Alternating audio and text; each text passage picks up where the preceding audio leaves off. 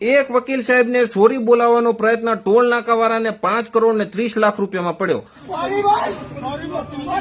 5 જણા ઉપર તો કેસ થઈ ગયા, કોન્ટ્રાક્ટ રદ થઈ ગયો, લાયસન્સ રદ થઈ ગયું, ડિપોઝિટ જપ્ત થઈ ગઈ, બધું રમણ ભમણ થઈ ગયું। યુપીના બારાબંકી ટોલ નાકા ઉપર એક વકીલ સાહેબને ફાસ્ટેગને લઈ અને ટોલ નાકાવાળા માથાપૂટ થઈ ગઈ। અને ટોલ નાકાવાળા દાદાગીરી તો કરતા જ હોય છે, પણ એમને ખબર નથી કે આ વખતે સામે કારો કોર્ટ છે અને એમાં પાછા હાઈકોર્ટના વકીલ।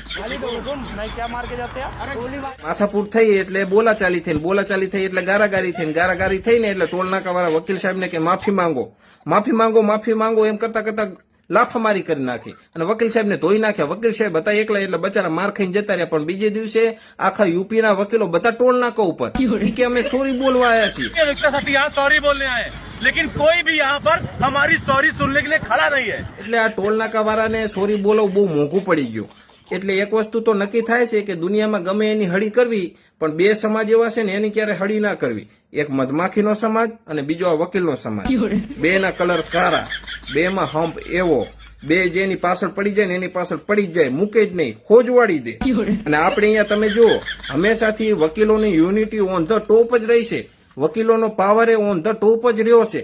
આ વકીલ સમાજની સામે જે પડે ને એટલે વકીલ સમાજ કાયદાના અનુચ્છેદોના એટલા છેદ કરી નાખે ને એની અંદર કે એનો વિચ્છેદ થઈ જાય।